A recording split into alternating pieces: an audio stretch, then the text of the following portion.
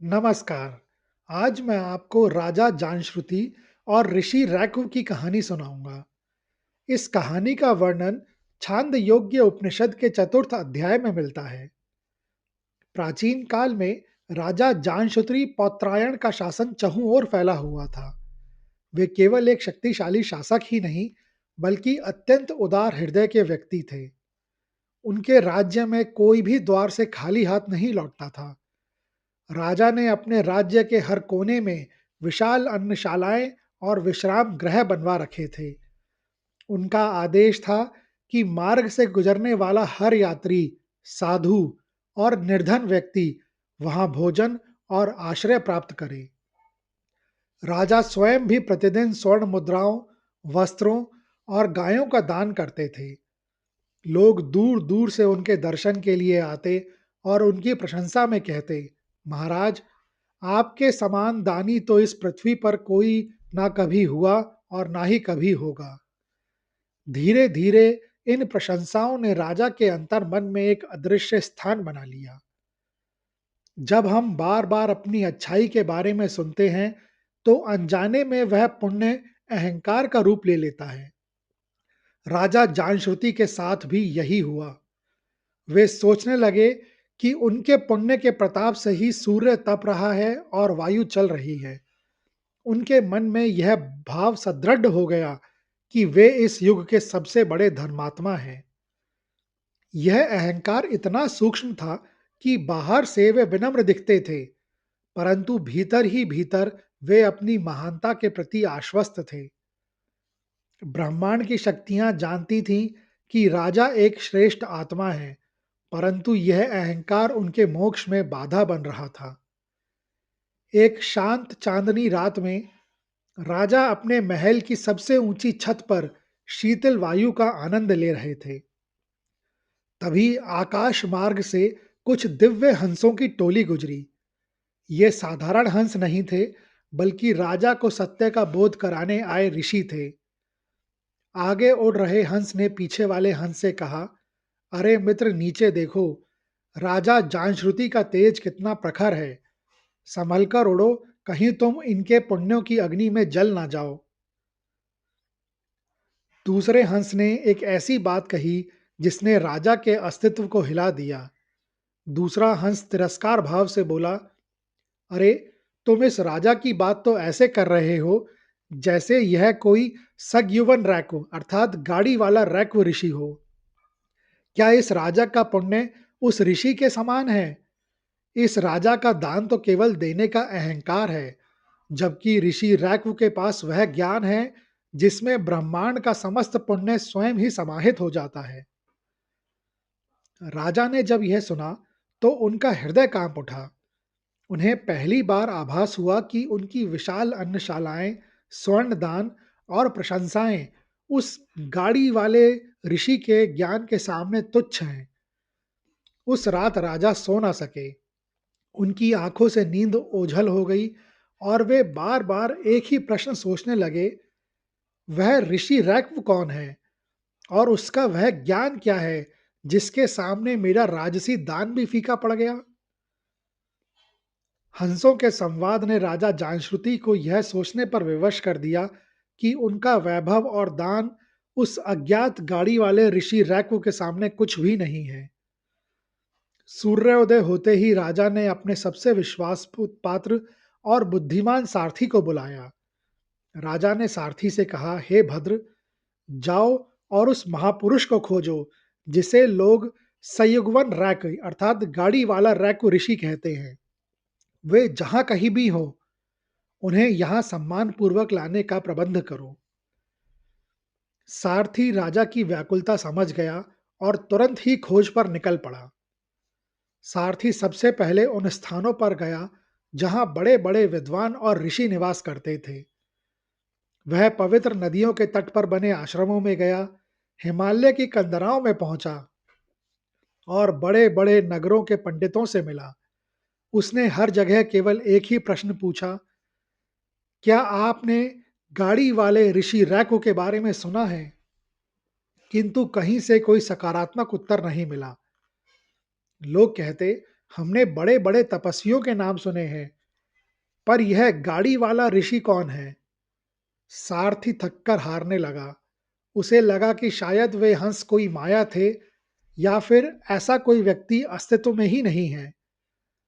निराश होकर सारथी वापस लौट रहा था, तभी मार्ग में उसे एक अत्यंत शांत और निर्जन क्षेत्र दिखाई दिया। वहां कोई भव्य आश्रम नहीं था, ना ही कोई शिष्यों की भीड़ थी। वहां उसने देखा कि एक पुरानी टूटी फूटी लकड़ी की गाड़ी खड़ी है। गाड़ी में बैल नहीं है। गाड़ी के नीचे एक व्यक्ति भूमि पर बैठा हुआ था। उसकी देह पर धूल जमी थी, वस्त्र फटे पुराने और साधारण थे। वह व्यक्ति बड़े ही मग्न भाव से अपने शरीर की खुजली खुजला रहा था। उसके मुख पर ना तो संसार का कोई अभाव था और ना ही किसी वस्तु की इच्छा। उसके नेत्रों में एक ऐसी अलौकिक चमक और शांति थी जो सारथी ने आज तक किसी राजा या बड़े तपस्वी के मुख पर नहीं देखी थी। सारथी धीरे से उस व्यक्ति के समीप पहुंचा और अत्यंत विनम्रता से पूछा, हे महात्मन, क्या आप ही सयुगवन रैको हैं? उस व्यक्ति ने ऊपर देखा और सरलता से उत्तर दिया, हाँ, लोग मुझे इसी नाम से पुकारते हैं। सारथी के आश्चर्य का ठिकाना ना रहा। उसने मन ही मन सोचा कि जिस महापुरुष के पुण्य की चर्चा स्वर्ग के हंस कर रहे थे, वह एक पुरानी बैलगाड़ी के नीचे इस प्रकार सादगी से रह रहा है। सारथी ने तुरंत लौटकर राजा को समाचार दिया। जब राजा ने सुना कि ऋषि रैक एक निर्धन व्यक्ति की भांति बैलगाड़ी के नीचे रहते हैं, तो उनके मन में एक बार फिर अपने वैभव का विचार आया।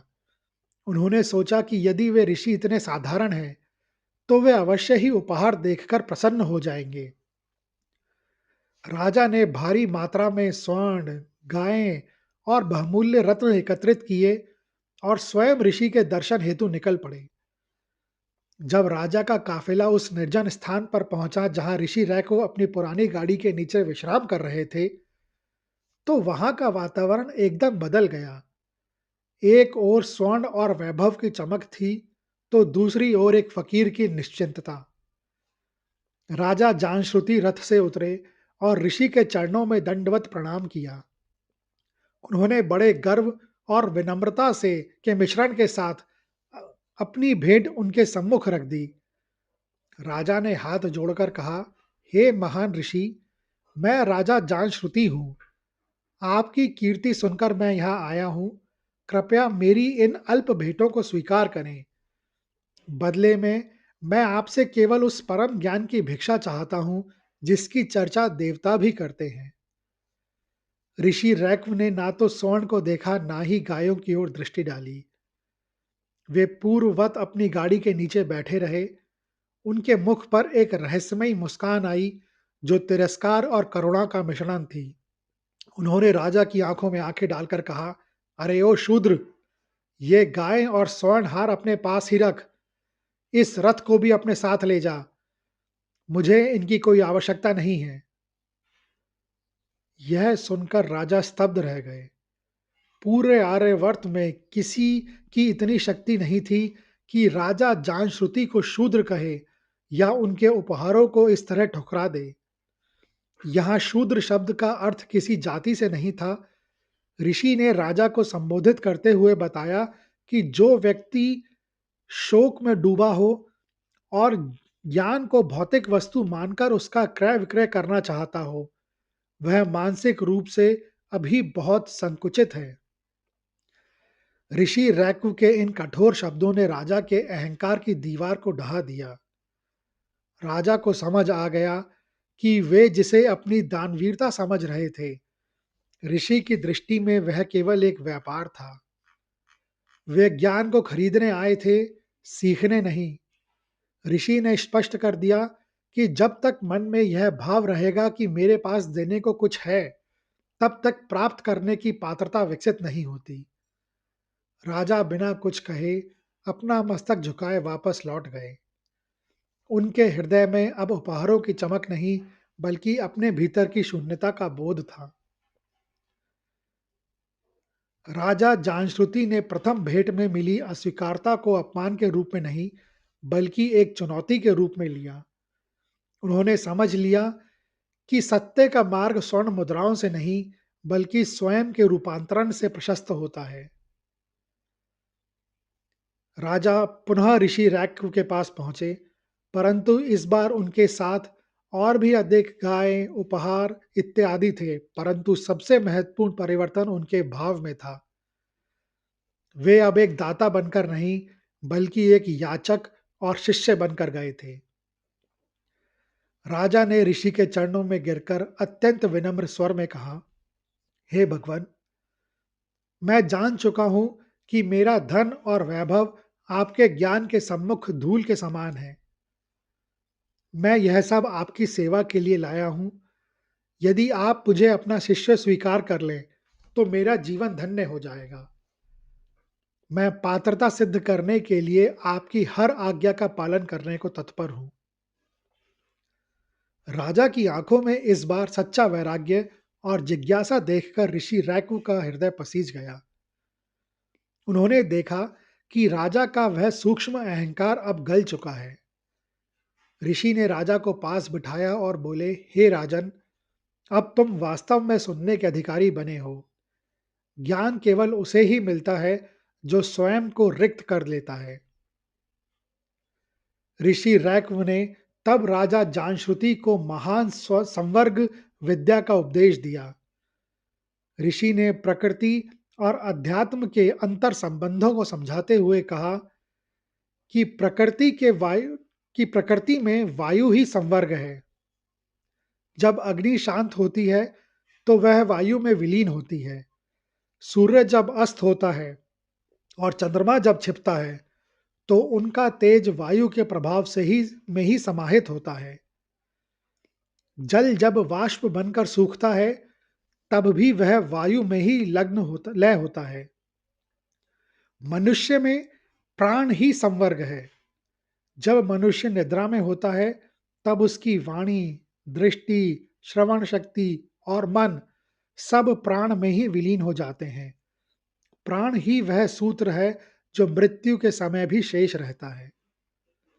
ऋषि ने समझाया कि जो उस अविनाशी परमात्मा को प्राण और वायु के रूप में अनुभव करता है, वह संसार के समस्त सुखों और दुखों से ऊपर उठ जाता है। वह जान जाता है कि सब कुछ एक ही सत्ता से निकलता है और अंत में उसी में समाहित हो जाता है। राजा जानश्रुति को वह परम शांति प्राप्त हुई जिसे वे अपने दान और पुण्य में नहीं खोज पाए थे। उन्होंने समझ लिया कि बाहरी दान केवल मार्ग है, परंतु गंतव्य तो वह आंतरिक मौन और ज्ञान है जो ऋषि रैकू के पास था। यह कहानी केवल एक राजा और ऋषि की नहीं है, बल्कि यह अहंकार बनाम ज्ञान के संघर्ष को दर्शाती है। यह स्थापित करती है कि अध्यात्म में दाता का भाव भी एक बंधन है। ज्ञान प्राप्त करने के लिए अकिंचन अर्थात सब कुछ त्याग कर रिक्त होना पड़ता है, और सत्य की खोज के लिए किया गया पश्चाताप और आत्म सुधार ही सबसे बड़ी तपस्या है। यह कहानी सुनने के लिए धन्यवाद। अगर आपको यह कहानी अच्छी लगी हो, तो कृपया इस वीडियो को ज़्यादा से ज़्यादा लोगों के साथ शेयर करें, लाइक करें व चैनल को सब्सक्राइब करें। कमेंट्स बॉक्स में लिखें, हरिओम।